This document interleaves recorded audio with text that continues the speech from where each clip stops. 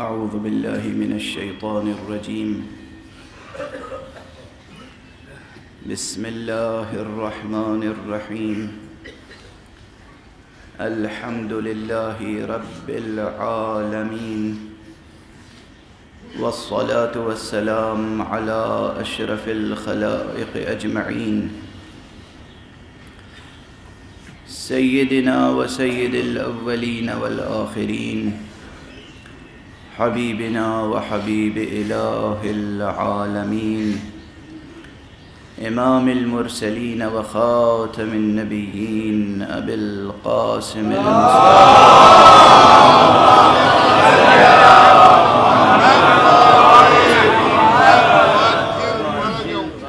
وعلى أهل بيته الطيبين الطاهرين الهداة المهديين المعصومين المظلومين، واللعنة الدائمة على أعداء الدين أجمعين. أما بعد، فقد قال الله تعالى عز اسمه في محكم كتابه ومتقن خطابه: بسم الله الرحمن الرحيم. الله لا إله إلا هو الحي القيوم، لا تأخذه سنة ولا نوم. صلوات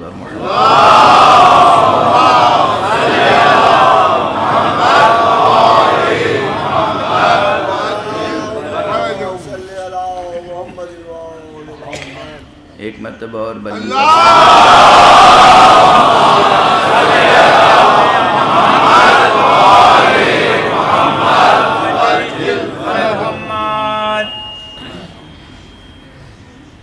برادران گرامی، مدرسہ حسینی میں درس توحید کا سلسلہ جاری ہے۔ ہمارے لیے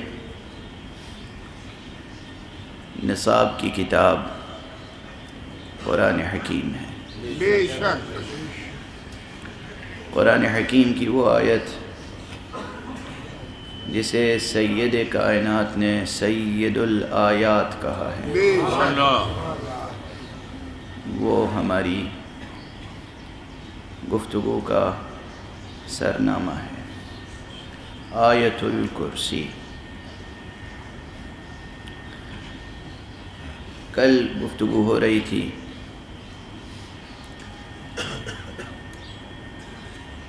کہ آیت الکرسی مکمل متن ہے، جامع ترین متن ہے علم عرفان نظری کا۔ یعنی کوئی ایک چھوٹے سے چھوٹا مسئلہ بھی عرفان نظری کا چھوٹا نہیں ہے جو اس آیت میں سمٹ نہ آیا۔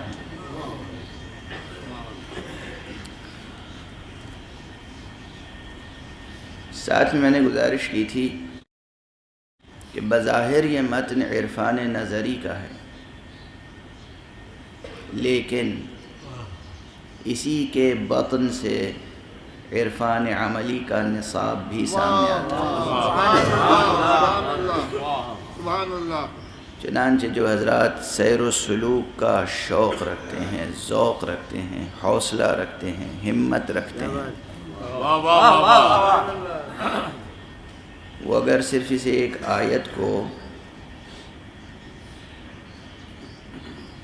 اپنا رہنما بنا لیں، اس آیت کے دامن سے وابستہ ہو جائیں،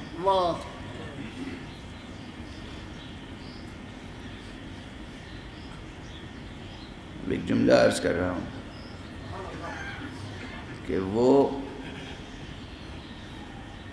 ماضی اور مستقبل دونوں کی حکمرانی کر سکتے ہیں۔ سبحان اللہ، سبحان اللہ، سبحان اللہ، سبحان اللہ۔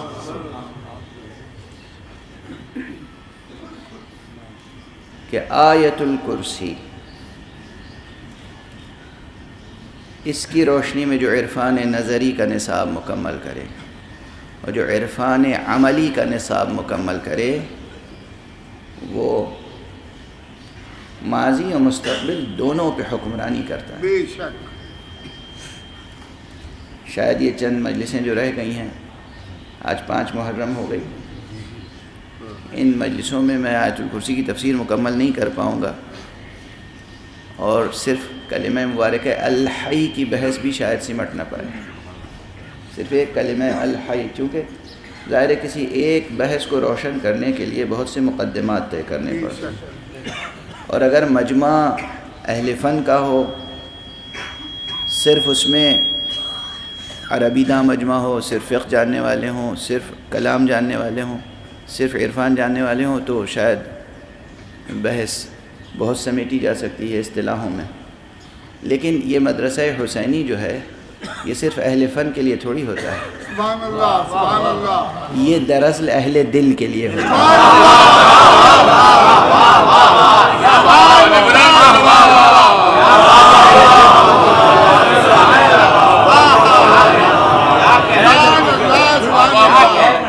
ایک بلندر صلوات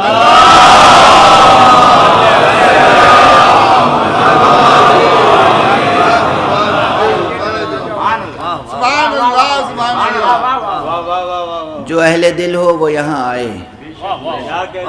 اہل فن نہیں ہوگا تو اہل فن بن کے جائے گا۔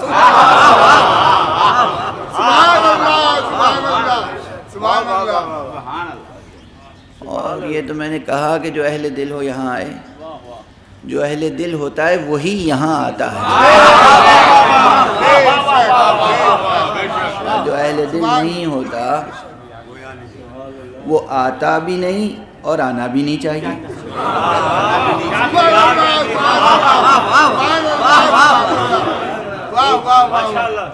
دل شرط ہے، دل شرط ہے، قلب آدمی شرط ہے،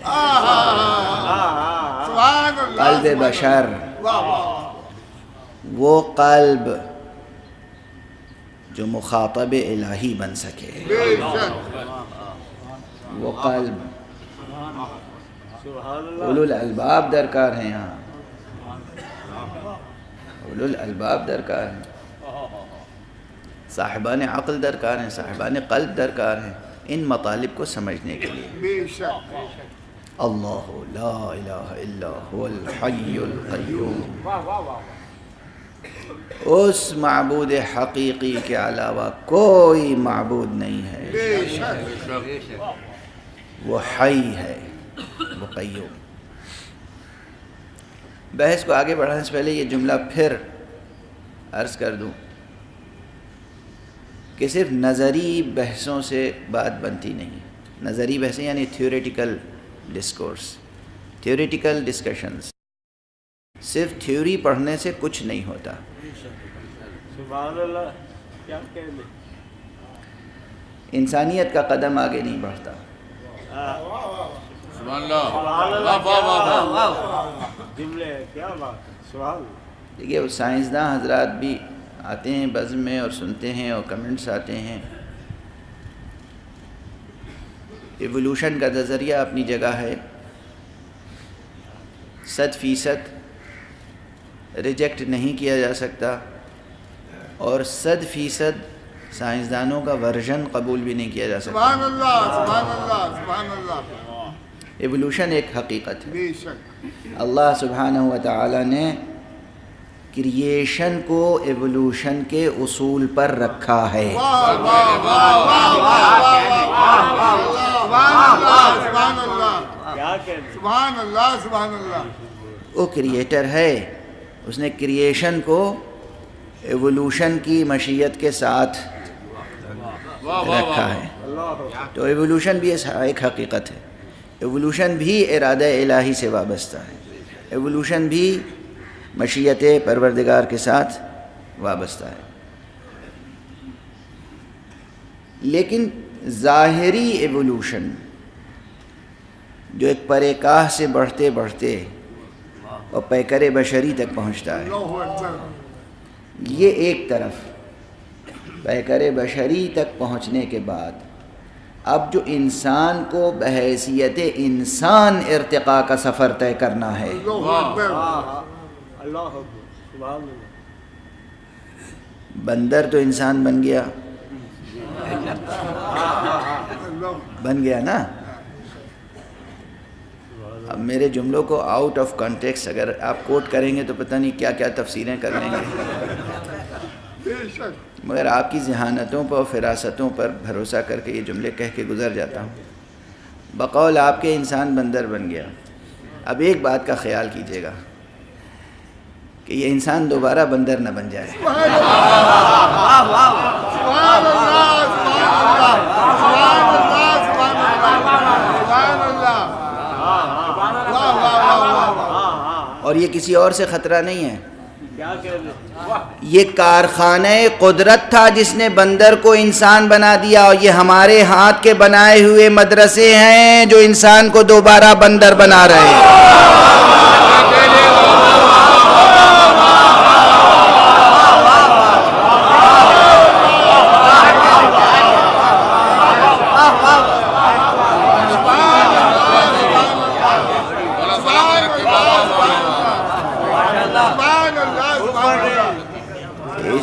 اس سے ملتا جلتا جملہ پہلے بھی کہہ چکا ہوں، یہ بڑا المیہ ہے، یہ بڑا المناک پہلو ہے ہمارے معاشرے کا، یہ بڑا دردناک موضوع ہے. قدرت نے جو کارخانہ بنایا، یہ پورا کارخانہ، یہ عظیم الشان کارخانہ، یہ کائنات، یہ پوری کاسمولوجی جو آپ اسٹڈی کرتے ہیں، یہ کاسموس، یہ کائنات، یہ ایسا کارخانہ ہے کہ اس نے خاک کو زندہ کر دیا، مردے کو زندہ کر دیا، خاک کو نباتات میں بدلا، نباتات کو حیوانات میں بدلا، حیوان کو انسان بنا دیا. اب آپ سمجھے مشیت کیا ہے؟ ہو سکتا ہے کوئی بہت باذوق ذوق الہی کی ترکیب پہ معترض ہو تو اس کا جواب بعد میں دوں گا. ذوق مشیت کیا ہے یہ سمجھ میں آیا آپ کو؟ ارتقاء کا سفر کون طے کرا رہا ہے، کون طے کر رہا ہے، کدھر سے کدھر جا رہی ہے زندگی.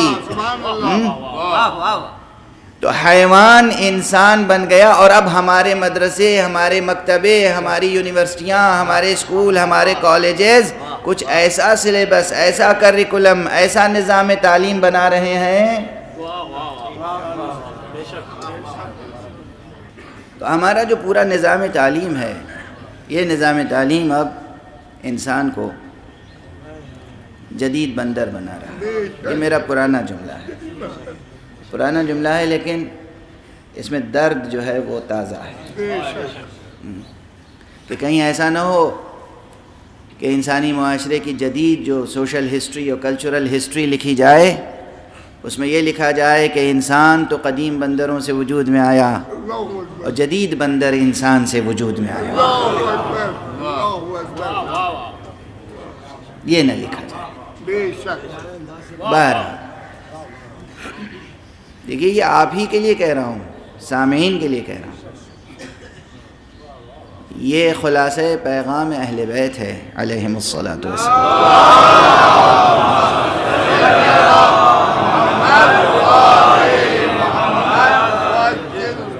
ہمیں بحیثیت انسان ارتقاء کا سفر طے کرنا ہے. بحیثیت انسان، ہماری روح، ہمارا قلب، ہمارا ذہن، ہمارا ضمیر، ہمارا وجود معنوی، وجود حقیقی، وجود اصلی، ہمارا وجود نوری، وجود نورانی،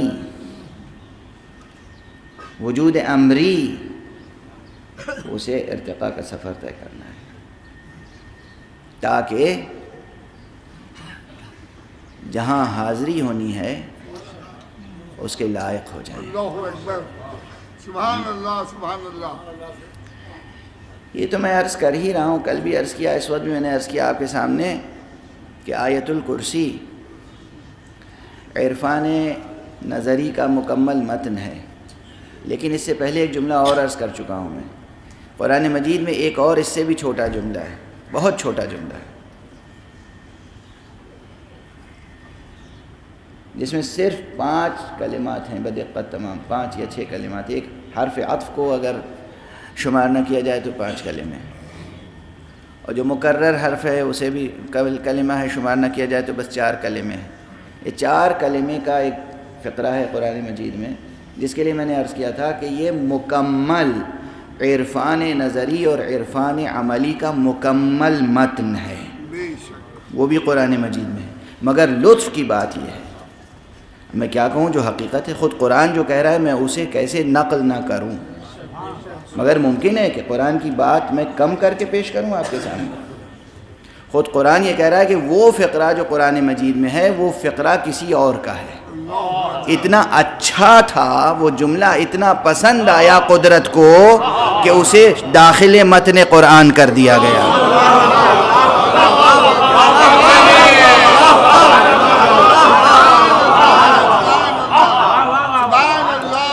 آیت الکرسی کی عظمت اپنی جگہ بے پناہ عظمت ہے، سید الآیات ہے، لیکن اسی قرآن مجید میں ایک فقرہ اور ہے کہ جو پورا سفر ارتقاء بشری جس میں نمایاں ہو رہا ہے. اور وہ کون سا فقرہ ہے؟ انا للہ و انا الیہ راجعون. ہم اللہ ہی کے ہیں اور اسی کی بارگاہ میں حاضر ہو رہے ہیں، اسی کی طرف جا رہے ہیں. اس میں پورا قوس نزولی بھی ہے، قوس صعودی بھی ہے، اور یہ کسی اور نے یہ جملہ نہیں کہا تھا.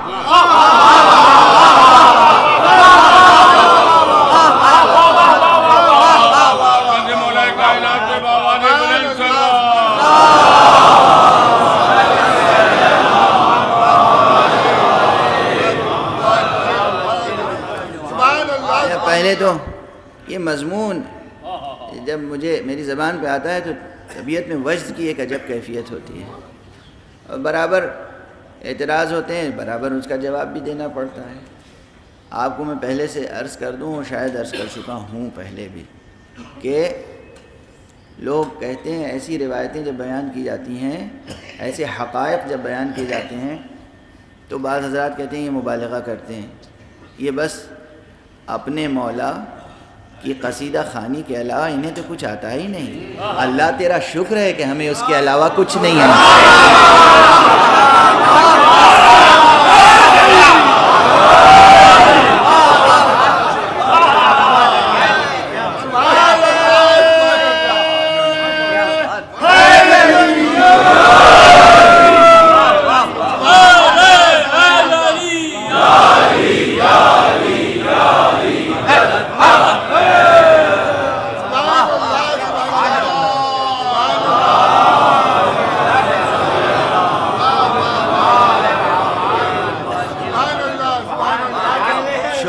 شکر ہے، مقام شکر ہے.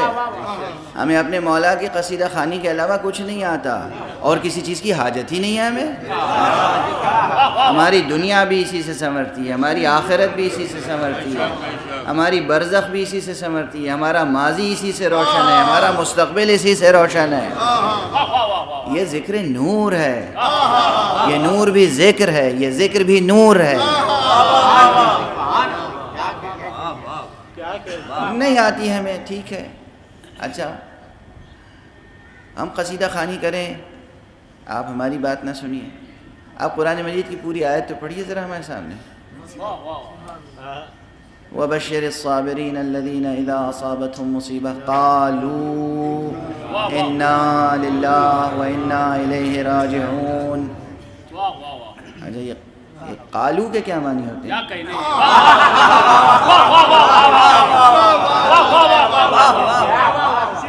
ترجمہ پورے قرآن کا کریں نہ کریں، چھوڑ کے کریں ترجمہ. وَبَشِّرِ الصَّابِرِينَ الَّذِينَ، اے حبیب، اے رسول، اے نبی، آپ بشارت دے دیجئے. کس کو بشارت دے دیجئے؟ وَبَشِّرِ الصَّابِرِينَ، صابرین کو بشارت دیجئے.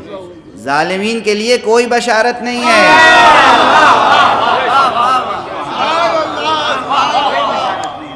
وَبَشِّرِ الصَّابِرِينَ. اور اگر کہیں ہے قرآن مجید میں ہے، اور جیسی ہونی چاہیے ویسی ہے. لفظ بشارت کے ساتھ ہے، لفظ بشارت کے ساتھ ہے، اسی مادے کے ساتھ ہے قرآن مجید میں. لیکن بہرحال وبشر الصابرین، بشارت دے دیجئے، مژدہ سنا دیجئے، خوشخبری سنا دیجئے صبر کرنے والوں کو۔ دیکھیے یہ ہماری تہذیب کے بنیادی اصول اور بنیادی اقدار میں ہے صبر۔ بے شک سن رہے ہیں آپ حضرات؟ کل بھی میں نے گزارش کی تھی، اور زندگی کے ہر مرحلے پہ صبر، ہر موڑ پہ صبر۔ یہ ایڈمنسٹریشن کے لوگ کہیں یہاں کار کھڑی کر دیجیے، وہیں کھڑی کر دیجیے آپ، صبر۔ اس وقت آپ میں یہ جذبہ نہیں ہونا چاہیے کہ واہ میں 20، 22 یا 21 گریڈ کا افسر ہوں، میری توہین ہو رہی ہے۔ فرش عزائے حسین پر آنا اعزاز ہے۔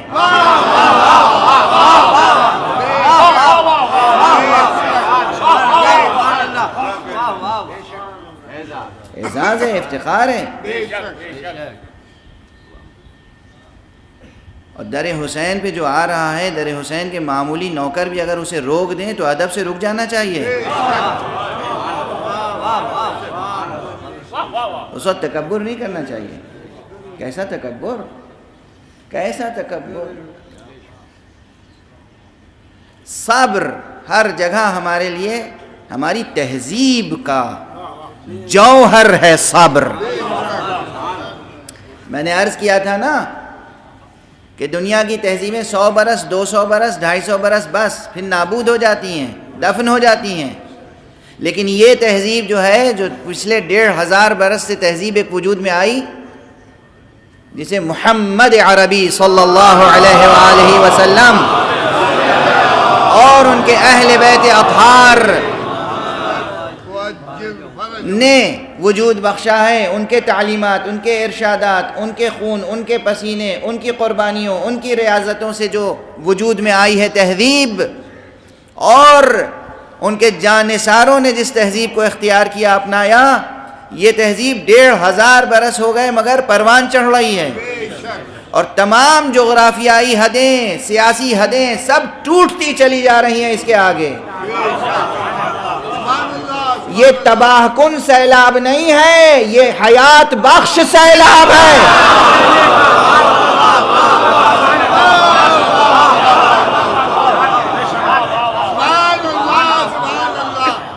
قریہ قریہ پھیلتی چلی جا رہی ہے یہ تہذیب، ہر جگہ پرچم عباس لہرا رہا ہے۔ یہ کیوں یہ تہذیب پروان چڑھ رہی ہے؟ اس تہذیب کے نشو و نما کا راز قہر میں نہیں، صبر میں پوشیدہ ہے۔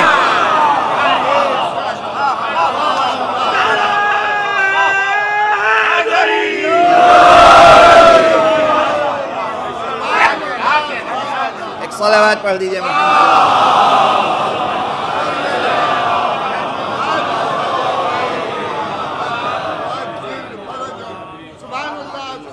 اقتدار طلبی، قہر، غلبہ، جنگ، جدل، دہشت گردی، دہشت پسندی، یہ سب نہیں۔ حق شناسی، حق پرستی، ایثار، صبر، یہ ہیں بنیادی قدریں اسلامی تہذیب کی۔ یہ ہیں بنیادی قدریں۔ تو مژدہ بھی کس کے لیے ہے؟ صابرین کے لیے ہے۔ وبشر الصابرین الذین، کون صابرین؟ صابرین کا بھی درجہ ہے۔ دیکھیے ہر حقیقت وجودی ذات مراتب ہے، ہر وجودی حقیقت میں مراتب ہیں، درجات ہیں، مراتب ہیں۔ یہ مراتب میں ایک شان کثرت بھی ہے، ایک شان وحدت بھی۔ توجہ رہے، کثرت بھی ہے، وحدت بھی۔ تمام کثرتیں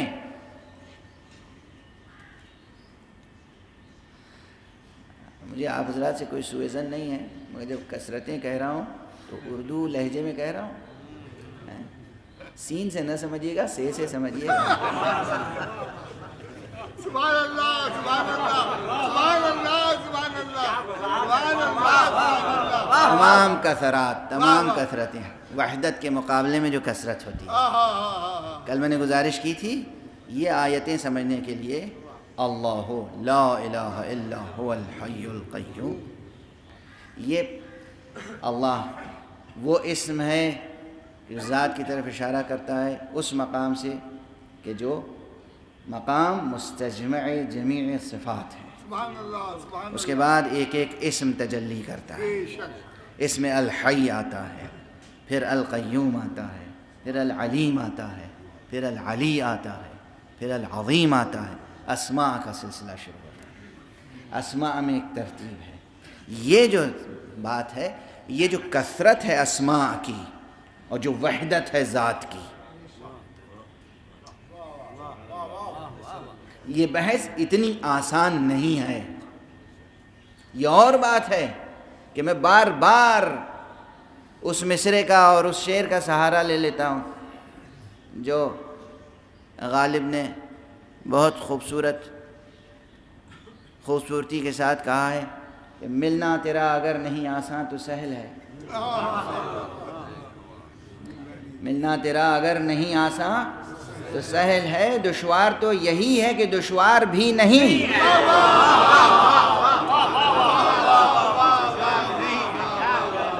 عشق مجازی سے لے کر عشق حقیقی تک یہ شعر جہاں چاہیے اپنی معنویت کے ساتھ دیتا ہے. غالب کے ہنر میں یہی ایک خاص بات ہے کہ وہ زندگی کے ہر موڑ پر ساتھ دیتا ہے. دشوار تو یہی ہے کہ دشوار بھی نہیں. یہ وحدت و کثرت کی بحث آسان نہیں ہے لیکن دشوار بھی نہیں ہے. شرط یہ ہے وحدت و کثرت کی بحث میں سب الجھے، سب نے ٹھوکریں کھائیں، چاہے وہ عرفان نظری کے ماہرین ہوں یا عرفان عملی میں کام کرنے والے ہوں، سب نے ٹھوکریں کھائیں. سلامتی سے وہ گزر گئے جو دامن اہل بیت مصطفیٰ تھامے رہے.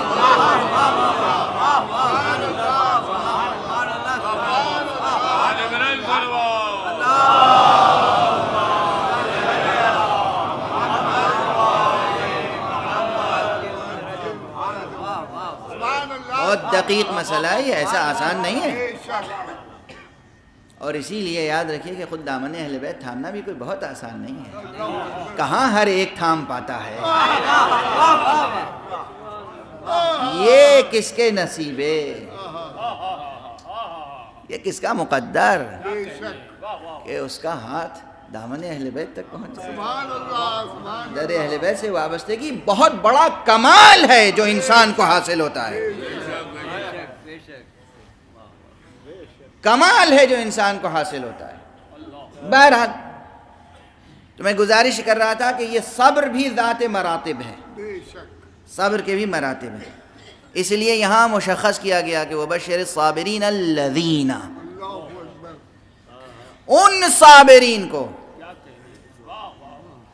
ان صابرین کو مژدہ سنائیے جو کہ ان پر جب مصیبتیں پڑتی ہیں، الذین اذا اصابتہم مصیبہ قالوا، تو وہ یہ کہتے ہیں کہ کیا کہتے ہیں؟ انا للہ و انا الیہ راجعون. قرآن تو خود کہہ رہا ہے کہ یہ کسی اور کا جملہ ہے جو ہم تمہیں سنا رہے ہیں.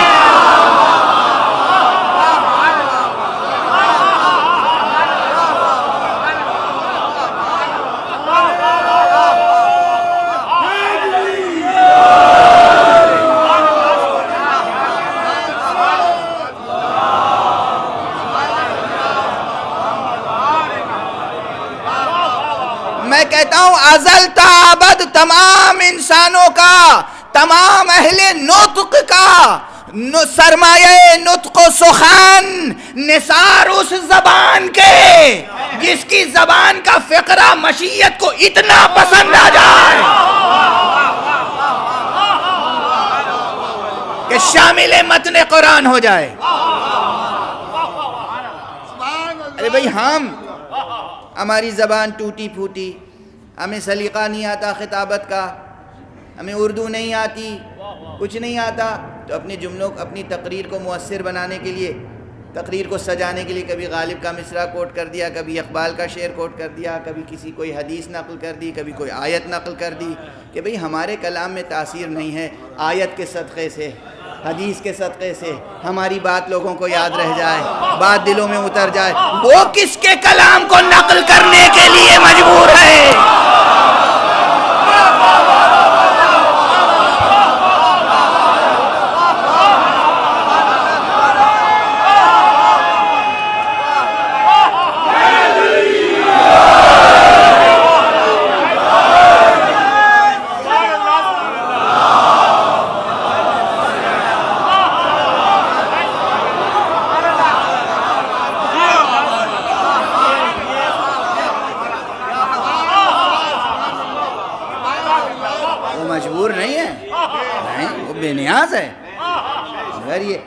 یہ اس جملے کے کہنے والے کا شرف ہے کہ نہیں؟ یہ اس جملے کے کہنے والے کا شرف ہے کہ نہیں؟ جس نے بھی یہ جملہ کہا، ہمیں نام پہ کوئی ضد نہیں ہے، آپ کوئی نام بتا دیجئے۔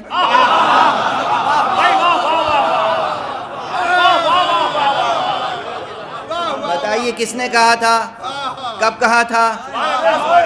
میدان جنگ میں کہا تھا؟ کس نے کہا تھا؟ ارے بتائیے تو صحیح، کس نے کہا تھا یہ جملہ؟ کسی نے میدان میں جم کر، ایسا موقع تھا، جنگ احد کا مسئلہ، یہ جنگ احد کا واقعہ ہے۔ جنگ احد میں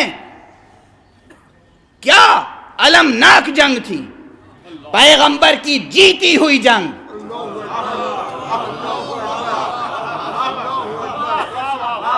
پیغمبر کی جیتی ہوئی جنگ، حضور کی نافرمانی کی بنا پر مسلمان ہار گئے تھے۔ قیامت تک کے لیے اصول یاد رکھیے، مسلمان جب بھی کہیں ہارے گا حضور کی نافرمانی کی بنا پر۔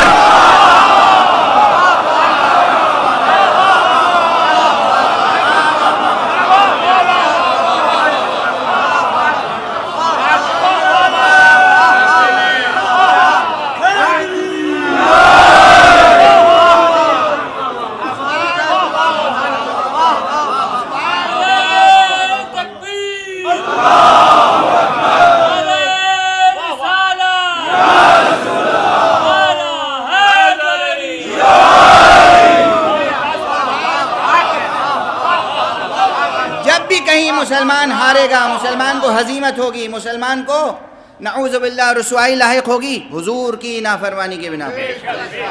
محمد رسول اللہ صلی اللہ علیہ وسلم، حضور کی جیتی ہوئی جنگ، مسلمان ہار گئے۔ اور پھر کیا المناک واقع ہوئے؟ وہ جسے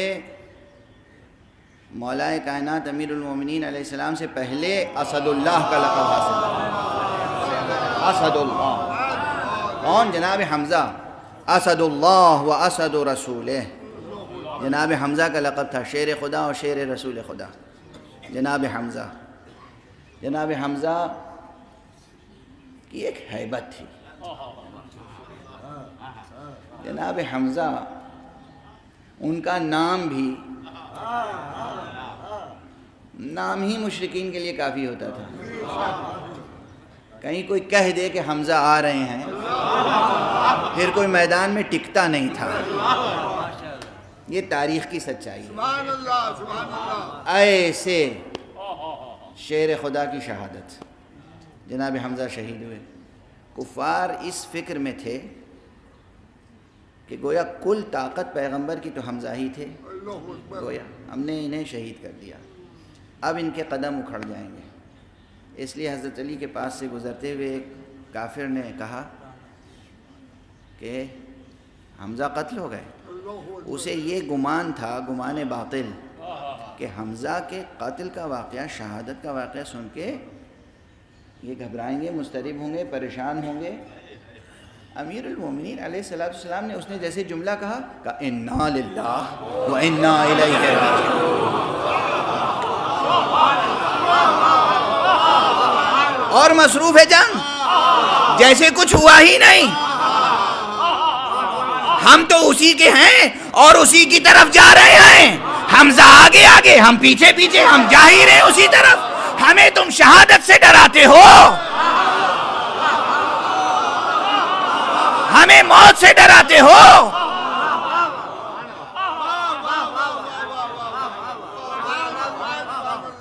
یہ جملہ امیر المومنین علی ابن ابی طالب کا ہے. یہ جملہ ایسا نہیں ہے کہ کوئی میدان جنگ سے دوڑتے بھاگتے کہتا ہوا چلا جا رہا ہو.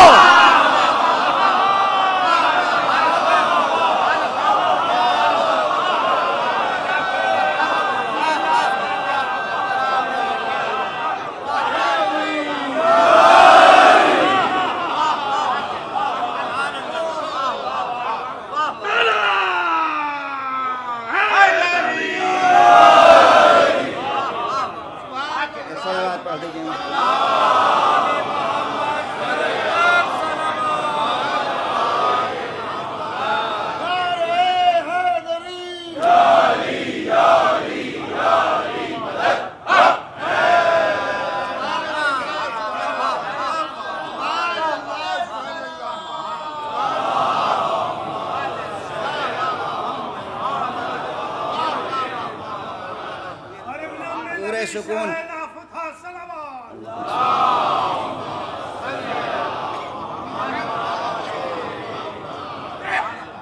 پورے سکون کے ساتھ، پورے وقار کے ساتھ، پورے اطمینان کے ساتھ. سن لیا، جواب بھی دے دیا. جواب اتنا پسند آیا خالق کو کہ متن قرآن میں شامل ہو گیا، تعریف کے ساتھ، توصیف کے ساتھ، ستائش کے ساتھ، ستائش کے ساتھ، داد کے ساتھ، ستائش کے ساتھ، واہ واہ سبحان اللہ کے ساتھ. دلیل دوں؟ بشارت کیا ہے؟ آگے آیت پڑھیے. بشارت کیا ہے؟ وَبَشِّرِ الصَّابِرِينَ الَّذِينَ إِذَا أَصَابَتْهُمْ مُصِيبَةٌ قَالُوا إِنَّا لِلَّهِ وَإِنَّا إِلَيْهِ رَاجِعُونَ أُولَٰئِكَ عَلَيْهِمْ صَلَوَاتٌ مِّن رَّبِّهِمْ وَرَحْمَةٌ وَأُولَٰئِكَ هُمُ الْمُهْتَدُونَ. یہ ہے اللہ کی واہ واہ، یہ ہے سبحان اللہ. اولئک علیہم صلوات من ربہم، وہی وہ ہیں جن کے لیے اللہ سند افتخار بھیجتا ہے. صلوات کے معنی ہے سند افتخار. لکھ لیجئے گا ڈکشنری میں آج سے. اس آیت میں صلوات کے معنی رحمت کے نہیں ہیں.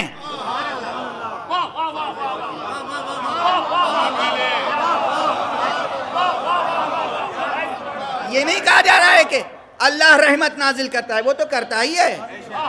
صلوات یہاں جو ہے اولئک علیہم صلوات من ربہم ورحمہ، اگر صلوات کے معنی رحمت کہیں تو پھر دوبارہ رحمت کہنے کی ضرورت نہیں تھی.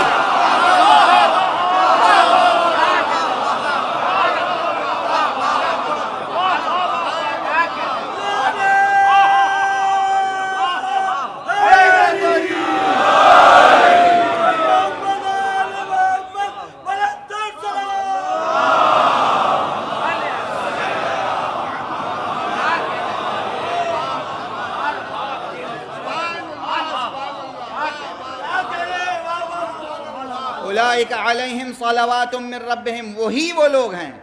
یہ اسلوب، یہ سبق، یہ اسلوب، یہ کنسٹرکشن جملے کا یہ بتاتے ہیں علماء تشریف فرمائیں، افاضل تشریف فرمائیں.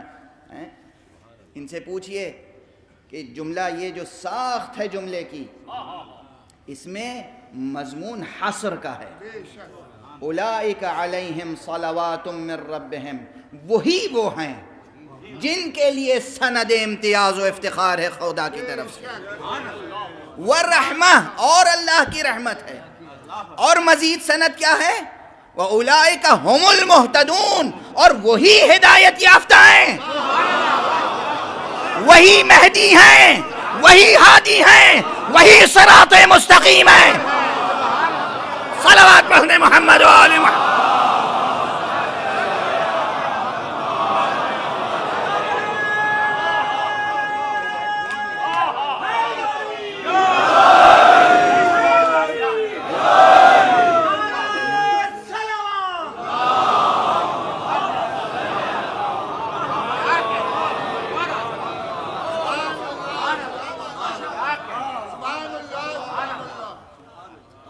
یہ تو آپ کا حسن سماعت ہے کہ جو ایک چھوٹے سے جملے کو پوری تقریر میں بدل دیتا ہے. میں کہہ صرف یہ رہا تھا کہ علم عرفان نظری کا ایک مکمل متن ہے آیت الکرسی، اور دوسرا مکمل متن ہے یہ آیہ انا للہ. فرق دونوں میں کیا ہے؟ فرق یہ ہے کہ وہاں مباحث نظری کا پہلو غالب ہے، یہاں سیر عملی کا رخ نمایاں ہے. یہ ہے دونوں مقامات میں فرق. وہاں مباحث نظری غالب، اللہ لا الہ الا هو الحی القیوم لا تأخذہ سنۃ ولا نوم لہ ما فی السماوات وما فی الارض من ذا الذی یشفع عنده الا باذنہ یعلم ما بین ایدیہم وما خلفہم. یہ پوری آیت اس میں علمی مباحث غالب ہیں، نظری مباحث، تھیوریٹیکل ایسپیکٹس، اور آیہ انا للہ میں سیر، حرکت اللہ، وہ پہلو غالب ہے. توجہ ہے؟ بس اب گفتگو کو سمیٹ رہا ہوں، وقت گزر چکا.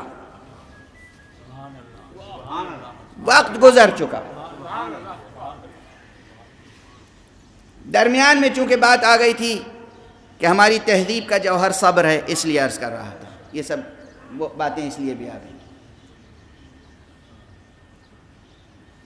کل جو میں نے گزارش کی تھی اور پھر آج آپ کے سامنے دہرائی ہے یہ بات، اسے گرہ میں باندھ لیجئے. قبلہ کی سلامتی کے لیے آواز بلند صلوات.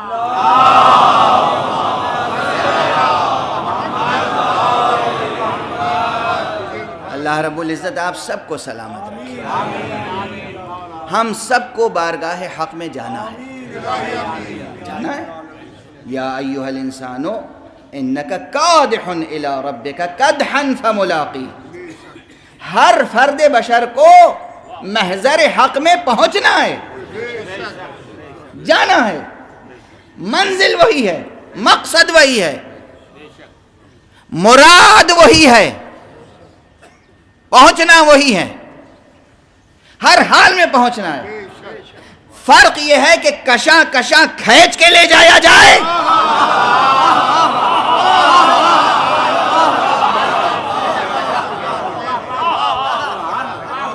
یا سر کے بل شوق سے اس کی بارگاہ میں پہنچا جائے.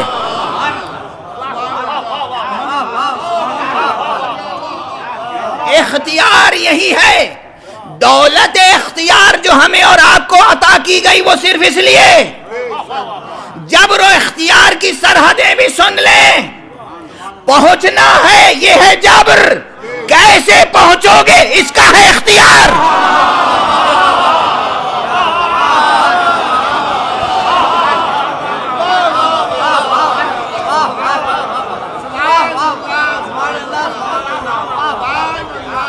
یہ جبر و اختیار کی بحث بھی لا محالہ آتی ہی آتی ہے، اس سے مفر نہیں ہے. یہ چاہے وہ فلسفہ ہو اور چاہے علم عرفان نظری ہو، چاہے علم عرفان عملی ہو، یہ جبر و اختیار کی بحث آتی ہی آتی ہے. اور جہاں جبر و اختیار کی بحث آتی ہے وہاں میں یہ شعر بھی اکثر سناتا ہوں. اور وہ حضرت شیخ امام بخش ناسخ کا شعر ہے. کیا خوبصورت شعر ہے اس موضوع پر، کتنا جامع شعر ہے. 2 مصروں میں کیا کیا کہہ دیا. اور ساری فلسفیانہ شاعری دوسرے شعراء کی ایک طرف، ناسخ کے یہ 2 مصرے ایک طرف. پوری غزل کی دلاویزی بھی قائم ہے اور پورے فلسفہ جبر و اختیار کو بھی پیش کر دیا ہے. کہتے ہیں چلا عدم سے میں جبرن تو بول اٹھی تقدیر. چلا عدم سے میں جبرن تو بول اٹھی تقدیر، بلا میں پڑنے کو کچھ اختیار لیتا جا.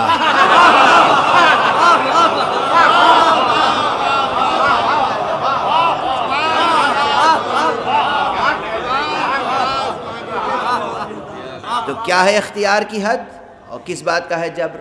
جبر یہ ہے کہ ہمیں بہرحال وہاں پہنچنا ہے. یا ایھا الانسان انک کادح الی ربک کدحا فملاقی. جانا ہے، پہنچنا ہے اسی کی بارگاہ میں. وہی ایک حق ہے، وہی ایک ہستی ہے، وہی ایک وجود ہے، وہی ایک خالق ہے، وہی ایک معبود ہے، وہی ایک اللہ ہے، اس کے علاوہ کچھ ہے ہی نہیں، تو جائیں گے کہاں؟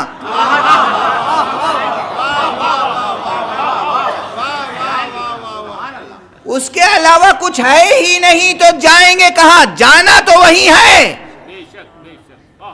اختیار یہ دے دیا گیا کہ آنے کا اسلوب کیا ہو، طریقہ کیا ہو، تمہیں کھینچ کے کشاں کشاں لایا جائے یا اپنے جذبے سے، اپنے شوق سے، اپنے ذوق سے، محبت سے، عشق سے۔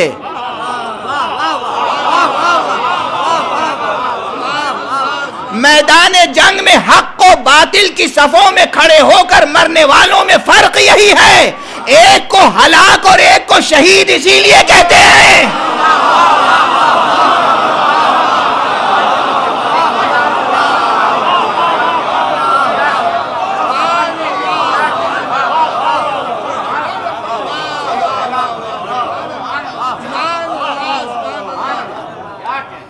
ایک ہی میدان ہے، دو قتل ہونے والے ہیں، ایک کو کہتے ہیں ہلاک، ایک کو کہتے ہیں شہید۔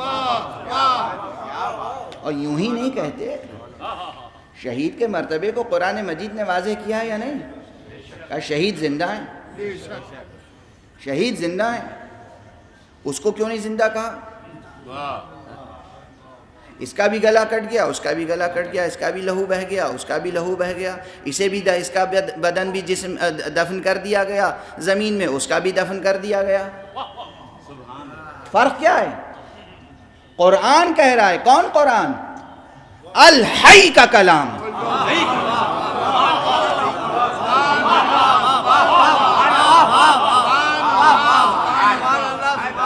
اللہ لا الہ الا هو الحی، اس حی کا کلام، اس حی و قیوم کا کلام، وہ کہہ رہا ہے کہ شہید زندہ ہیں۔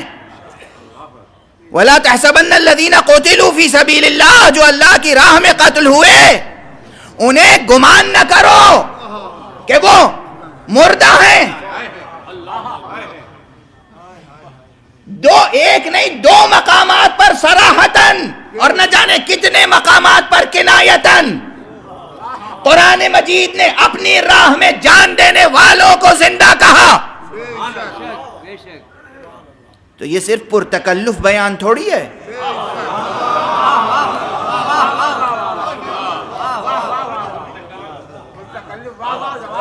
کوئی پرتکلف بیان تھوڑی ہے کہ بھئی عملاً کیا ہوتا ہے، کوئی صاحب آ رہے ہیں ان کو بیٹھالنا ہے تو آپ کسی کے لیے کہتے ہیں تشریف لائیں، تشریف رکھیں، اور کسی لیے کہتے ہیں آؤ میاں بیٹھو۔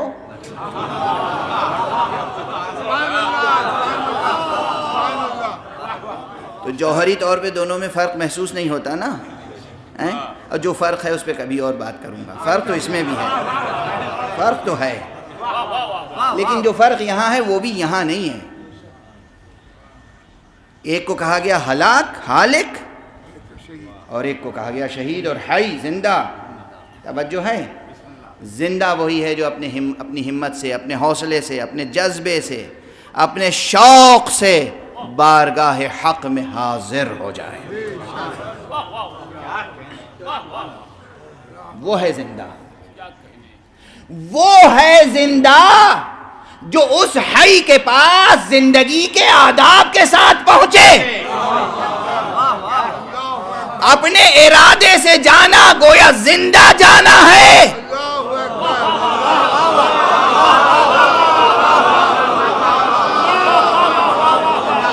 کشا کشا لے جایا جانا مردہ جانا ہے۔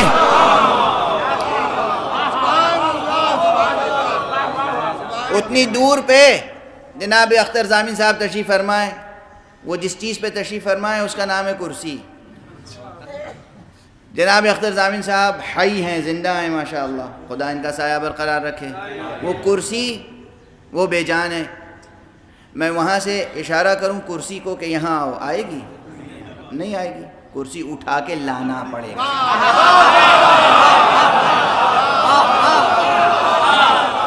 کرسی بے جان ہے تو لانا پڑے گا. اس پہ بیٹھنے والا جاندار ہے تو اپنے ارادے سے آئے گا, اپنے اختیار سے آئے گا, اور جو اپنے ارادے اور اختیار سے آئے گا اس کے آنے کا انداز زندگی کو ظاہر کرے گا. انبیاء خدا, اولیاء خدا, ائمہ خدا, ائمہ حق, یہ حی ہوتے ہیں اور حی کے نمائندے, اسی لیے قتل گاہ میں اپنے قدموں سے شوق کے ساتھ جاتے ہیں.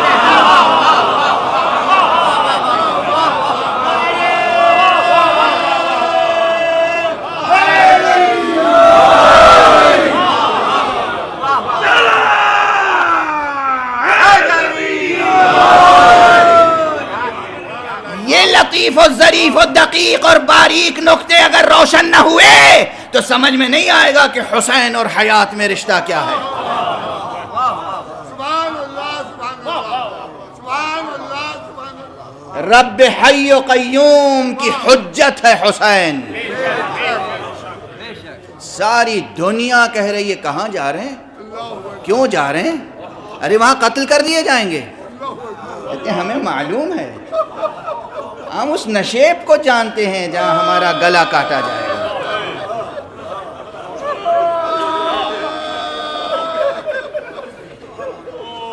سنیں روایت, سن لیں. شاید یہ روایت بھی اس سے قبل میں نے نہیں گزارش کی ہے, اور اس روایت کی صحت و وثاقت کے لیے صرف یہ کافی ہے کہ اسے علامہ مفید علیہ الرحمہ نے بھی نقل کیا ہے. شیخ مفید, شیخ مفید کا بڑا مرتبہ ہے. آپ عام تاریخوں میں صرف یہ پڑھتے ہیں کہ بعض صحابہ میں سے اور بعض بنی ہاشم میں سے آئے روکنے, فرزند رسول نہ جائیے. علامہ مفید اس روایت میں نقل کرتے ہیں, اور وہ بھی روایت حضرت امام جعفر صادق علیہ السلام.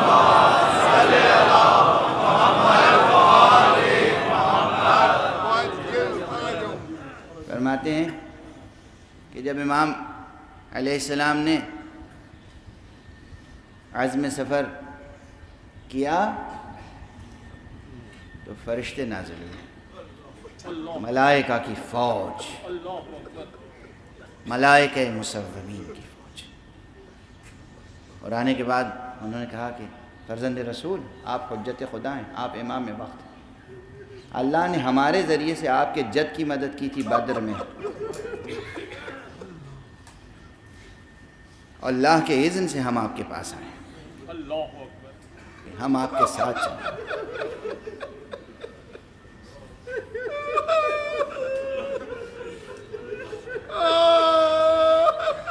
ہم آپ کی مدد کریں, ہم آپ کے دشمنوں سے جنگ کریں. امام نے فرمایا نہیں,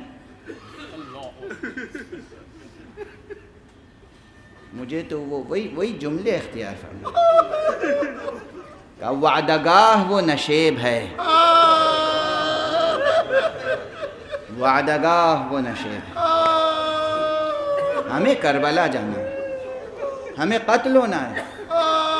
ہم جائیں گے نہیں تو امت کا امتحان کیسے ہوگا؟ بہت پہلے میں نے اسی ممبر پہ ایک اشرا پڑھا تھا, اس کا عنوان تھا ایمان اور امتحان. میں نے گزارش کی کہ امتحان اور قربانی میں کیا فرق ہے. عام طور پہ سمجھا جاتا ہے کربلا جانا امام حسین کا امتحان تھا. نہیں, امام حسین علیہ السلام قربانی کے لیے جا رہے تھے. مدینے سے نکلنا امام کا اہل مدینہ کے لیے امتحان تھا. پوری امت کا امتحان امام حسین علیہ السلام کے ذریعے سے حق نے لیا ہے, اور کل کی امت کا بھی, آج کی امت کا بھی, قیامت تک آنے والی امتوں کا امتحان ہوگا بواسطہ حسین.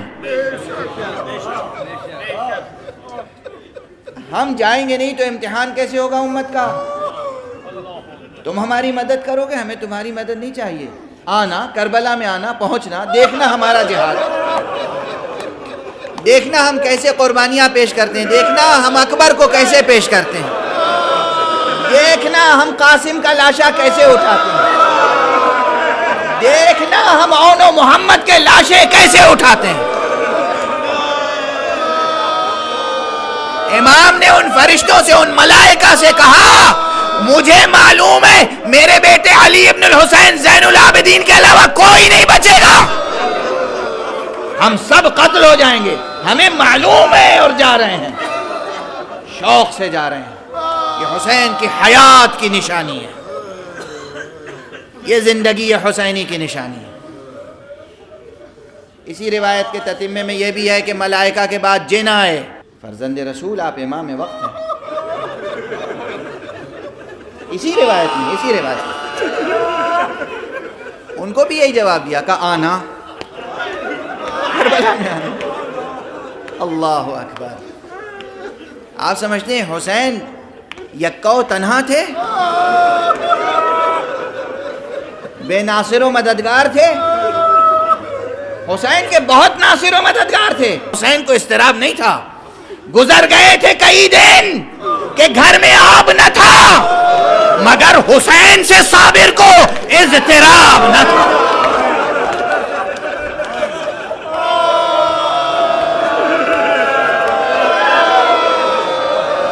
حسین کو اضطراب نہیں تھا. حسین کو اضطراب نہیں تھا. اب بات آ گئی ہے تو یہ دو مصرے بھی سن لیں. میر صاحب ہی کی زمین میں ہیں. یہ قسم ہے عصر کی، قسم ہے عصر کی، جب کوئی ہم رکاب نہ تھا حسین کو غم انسا تھا، اضطراب نہ تھا.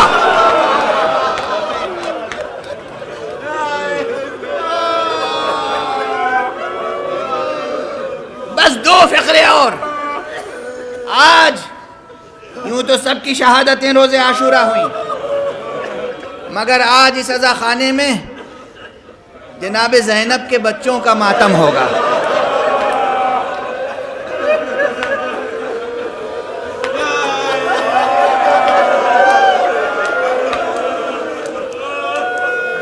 اون و محمد کیا جری، کیا شجاع بچے تھے. اللہ اکبر.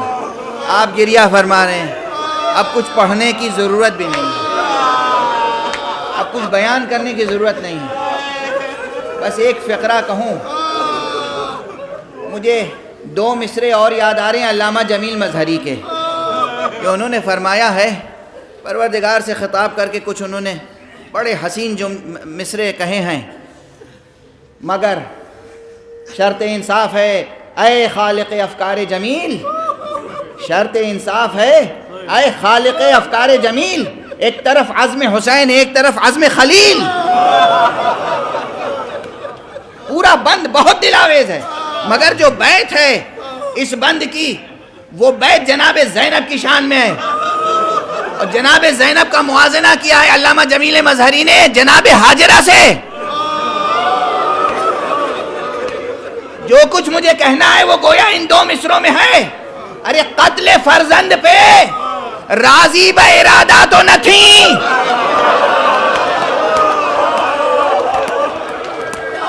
قتل فرزند پہ راضی با ارادہ تو نہ تھی. ہاجرہ صبر میں زینب سے زیادہ تو نہ تھی.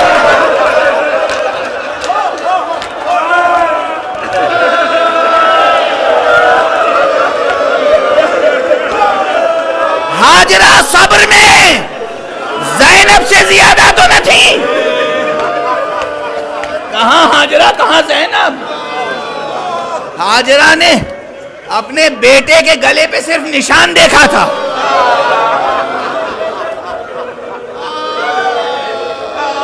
اور زینب نے کیا دیکھا، کس انداز سے دیکھا. جب بھی کوئی شہید ہوتا تھا کربلا میں، امام حسین اس کا لاشا لے کر آتے تھے. اصحاب پر بھی یہ لطف و کرم تھا، لاشا لاتے تھے پہلے در خیام پر، اس کے بعد ایک مخصوص خیمے میں لے جا کے رکھ دیتے تھے. جب کسی عزیز کا لاشا آتا تھا خیمے میں آتا تھا، اور جب کسی عزیز کا لاشا آتا تھا آگے زینب ہوتی تھی.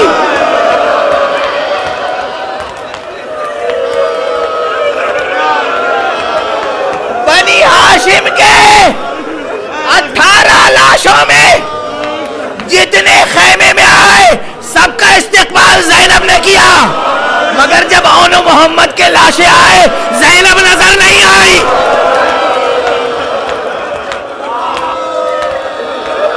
اجرکم علی اللہ، اجرکم علی اللہ۔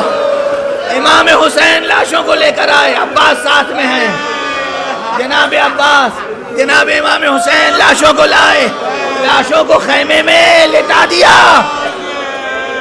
امام حسین نے خود اپنے کو لاشوں کے درمیان گرا دیا۔ کبھی اس بچے کو سینے سے لگاتے ہیں، کبھی اس بچے کو سینے سے لگاتے ہیں، کبھی اس کا رخسار بوسا دیتے ہیں، کبھی اس کے رخسار کو بوسا دیتے ہیں، کبھی اس کی پیشانی کو بوسا دیتے ہیں، کبھی اس کی پیشانی کو۔ بلاؤ زینب کو، بلاؤ زینب سے کہو تمہاری قربانی قبول